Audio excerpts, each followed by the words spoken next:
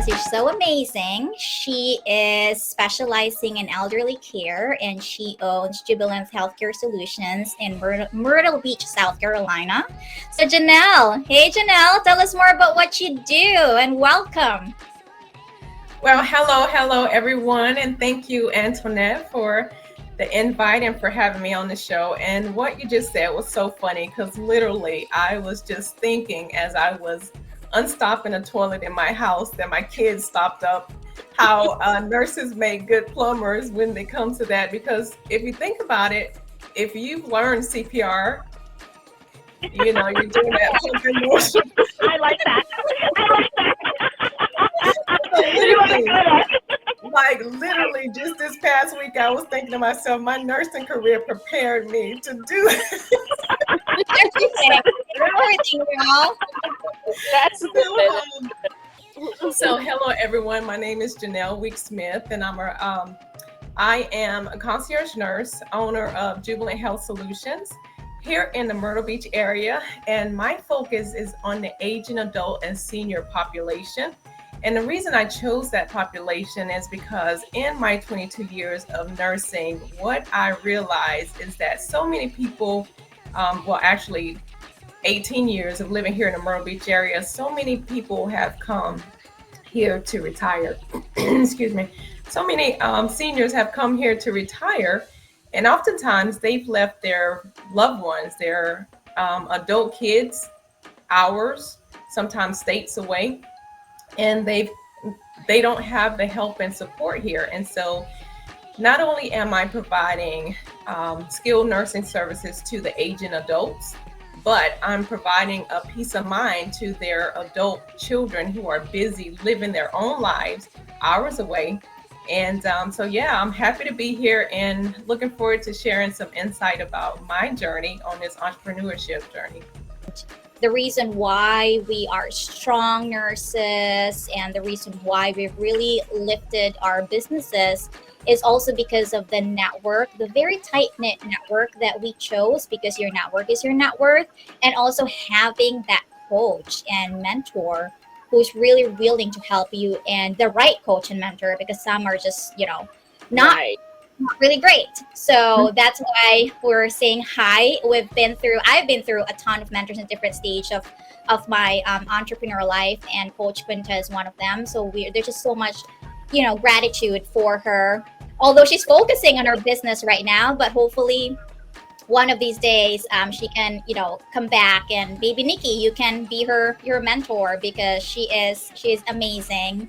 But before I ask a question to Janelle, I just wanted to encourage all our audience, because we also want to make sure that our audience is, if you're a nurse or if you're planning to go to nursing school or be a nurse entrepreneur, please drop in your comments below. We already have so many comments here. I don't know. We have Miss Marie DeMayo watching from Edmonton, Alberta, Canada.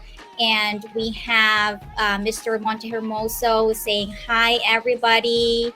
We have a lot of people that are supporting all of our amazing guests for today, and all of our our co-hosts, me and Nikki as well. So I'm just like reading over here. We also have Quinta Kaler, who's really giving us all the best wishes. We have Bernadette, Kate, and Ronelle Simafranca. She's saying hi to Shonda, and thanks for sharing your incredible story.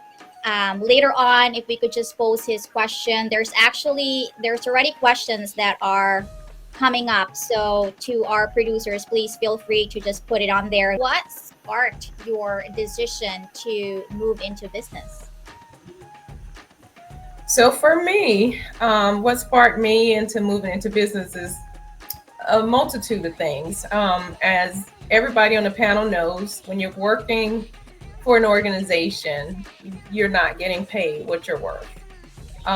Sometimes it can be difficult. They keep moving the carrot for promotions, so it can be difficult to get paid what you're worth. But not only that, the work volume, the workload can be to a level where you're not providing the level of care that you know you can and you want to provide for your patients. And for me, I knew from a very young age that I wanted to be a nurse. And so I still have a passion for nursing, although there's been in the news for quite some time about people leaving the bedside and leaving nursing. I still have a passion in my heart to nurse, because nurses, we help to promote health, but we also help to get people well. And so we provide such a great service to the people in our community, and I want to continue to do that. However, working for someone else has tend to limit that and create struggles with that when you're being told you have to hurry up and get that patient discharged. You have a certain amount of time on the telephone to talk to the clients. And then when you're talking to them for me, what I realized is that there were people that were having simple challenges that if the time was allowed, nurses could do the things that they needed to do to help ensure that that patient knew how to take care of themselves, what the next steps were. But two, I realized that there are more people in their homes than there are in the hospitals and in the doctor's offices. And so with that being said, I thought to myself, people need to have more opportunities to have a nurse when they need it.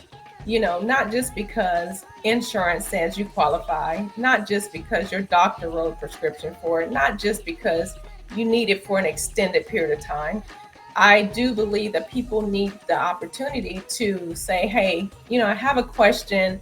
I'm in my home now, that they went over the instructions in the hospital, but it didn't quite sink in. So I would love to have a nurse to come in my home and go over this stuff and make sure I understand. And so just wanting to make a greater impact in my community, to continue and to be able to provide nursing services to people the way that I always wanted to, and I want to continue to do, and also to help build the profession as a whole. There are some nurses that they just don't like their jobs anymore. And so for some, that can put a bad taste. But there are still so many nurses out there that really love the profession. They really love taking care of people. And it's people like you guys and myself that are helping to still keep that standard high. So those are some of the reasons why I wanted to jump into the entrepreneurship, but also time freedom, just having the freedom to, make my own schedule. And yeah, those are some of the top reasons why I ventured out to be an entrepreneur in the nursing space.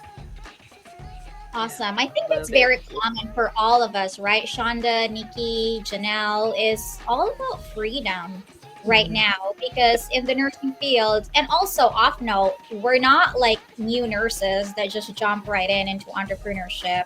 We've been nurses for more than decades, 20, 15 years, and we have that experience. We already have that wisdom on what we're going to do if this happens and so and so. And we're just applying that because we were so used to providing nursing care, the one-on-one care, the unrushed care that we're just all used to back in the day. I still believe that I still love old school nursing though, compared to what it is right now. But, nothing's constant, everything changed, and all we need to do is adapt and breaking out from the bedside. And we're really not eradicating our nursing skills. We're just putting it into another level. You're really passionate about what you're doing and you love what you're doing. Business or entrepreneurship is not like an instant gratification. It's not like a get rich scheme right away. You have to work hard. You have to build a strong foundation. Sure. For those people that really wanted to get rich within 24 or in months time, then I think your That's what they say. I don't know if there's this author that wrote Rich Dad Poor Dad, that your BI triangle is not completely there yet, because you have to balance everything, and having all those different components requires time.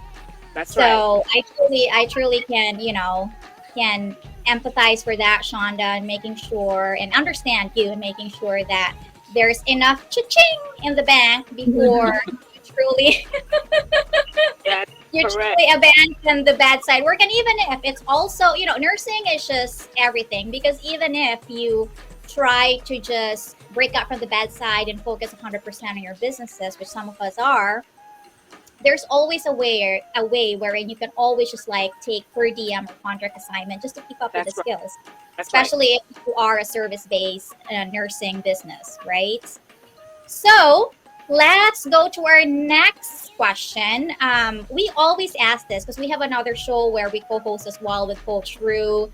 Nikki and I always love to ask the challenges. So Janelle, if and we can actually have them answer Grace's question in a bit. But Janelle, in terms of nursing entrepreneurship, what's your biggest challenge or your biggest challenges and lessons? If you could share that to us, that would be great. Sure. So for me, my biggest challenge, I would say, is probably marketing.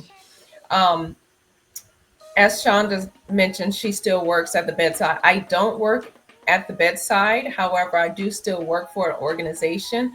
And with after 22 years of nursing, where people came to you, you didn't have to go find the clients came to you, the patients came to the hospital or the doctor's office or whatever capacity of nursing you were working for that organization.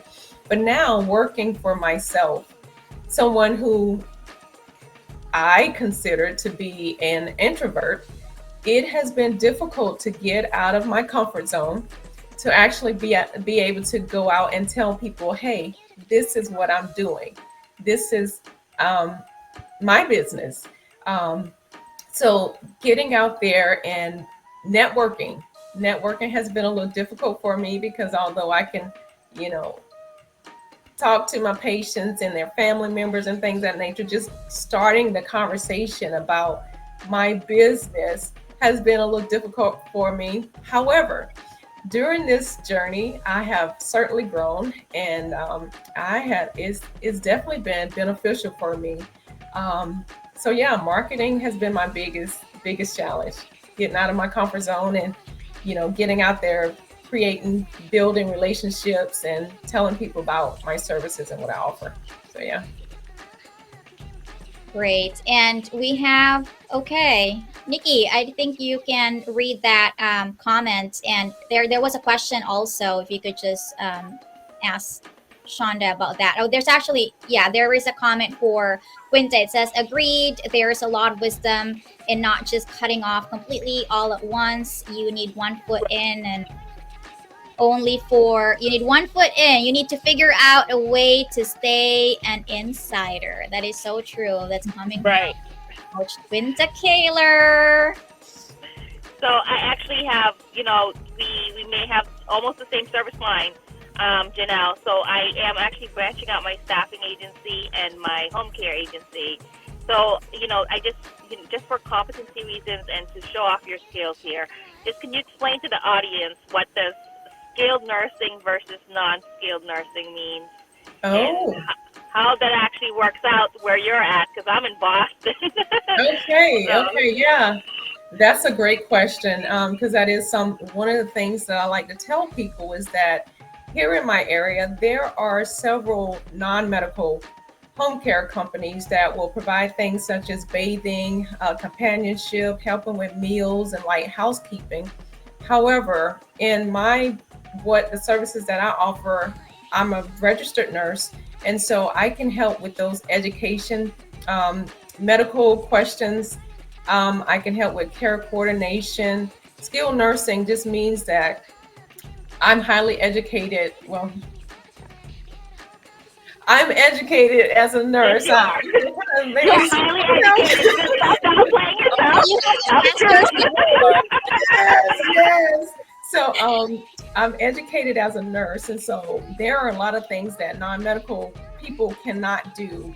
Filling pill boxes, being able to look at the different medications and realize and understand that these medications may be causing the side effects or the symptoms that you're experiencing. Using the critical thinking skills that are necessary to do certain treatments that might be ordered, such as dressing changes, wound care services, being able to, just go. Education is highly important when it comes to what the nurses do, education and support. So that's what I mean by the skilled nursing part. A lot of the the challenges that people experience when it comes to their health is because of the lack of education and health literacy. And so as a registered nurse, those are some of the things that I'm able to help with that oftentimes a non-medical person can't. Yeah. And also, Janelle, please be proud of your education. As you all know, Janelle is a master's prepared nurse. So yes, she is. She has the advanced degree to teach and to educate all of you and all of her patients and clients out there. Answer that question. Have options. When you have options and you have some other plans, then is when you get frustrated, you feel more confident because you have other options. But when you feel like you don't have options, I think that's when the burnout comes in. That's true. And also realize your value. If you are at that point where you're feeling burnt out, I would say go ahead and start you a file.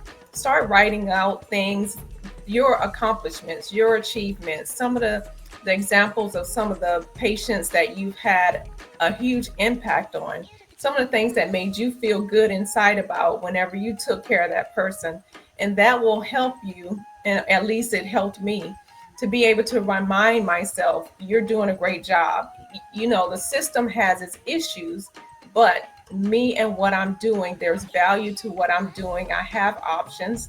And so that's what I would say is how I deal with the burnout. I'm like Shonda, which that's not what I'm here to talk about. I do some real estate as well, my husband and I, but nursing is really my passion, and I just want to keep going with it. I just know that there's a better way to do it, and the people in our community, they deserve the nursing care that nurses were created to give them. And so just remembering that you have value. You're not tied. You don't have to be tied to an organization, or even if it's not nursing, it's okay if you're burnt out from nursing and you need to do something different. Do it. It's okay. Nursing does not define you. We have so many different talents and skills that we can start as a hobby and then move into a business if we need to. But like Shonda said, take time for you, realize what your value is. Right. So that would be my suggestion. You know what? I have so much questions to ask. I don't know where to begin. So I think, as also delving into the same service line as you, I'm going to be going through accreditation. I'm going to be going to survey. So I just kind of want insight on what do I expect from this survey, and what am I up against, if you have any idea. Well, Nikki, I actually don't, because as a concierge nurse, which for some people they might know it as a private duty nurse, I don't follow under those same guidelines. As long as I'm practicing under my nursing license, but also what our oh my goodness, I can't think of the word right now. But take your time. Yeah, as long as we are following the guidelines as a nurse, then I can do what I need to do. If there are some, I know that there are some things that require doctor's order. And so if I come across those things and I'm reaching out to scope of practice, there you go. Thank you, Quinta. As long as I'm following my nursing scope of practice, then, I'm fine. If there are treatments that are needed because it requires a doctor's order, as long as I'm getting that order from that client's doctor, I'm covered. So I don't have to go through the guidelines like you are having to do as an agency. Well, that's good to know the difference. I'm sorry, I couldn't give you any insight. That was more than enough. Thank you. That was definitely great insight. I can actually piggyback with that one, and that's why we love concierge nursing, because it's private pay. We don't deal with insurance. We deal with certain type of like niche, whoever you want to serve, the elderly, or if you want to do like C-suite, executives, which what I'm doing. This is actually a great model as well. But also just to add on, because this was like, I think 15 years ago when I helped somebody open her own home health care business, and I was one of the clinical consultants at that time. So you always need to just have a checklist. If you want to be like CHAP certified, you have to make sure that you have all the different recommendations because they're going to come, and you have to ensure that you are ready for that. So you need to have like a plan in place into what are the different types of certifications that your company is actually going to have. And we can certainly talk about that later on as well. I can give you some advice, and it really depends on the new regulations as well. So it can definitely help you with that. Also, all right, we have our producer actually told us, so we are nearing the end of the show. I mean, it's so fun, guys. I hope, Janelle, you had fun. This is great. It's been great. I just wish that we have more time. But all right, so I think we can just answer one last question, and maybe Nikki, you can start first. There's actually a question from our audience, and for the questions that we haven't answered live, we can certainly go online and answer these questions. It just says, there's a question here that says, for us, can you please share the most challenging situation you encountered as a nurse entrepreneur? Janelle, I'm giving you the mic.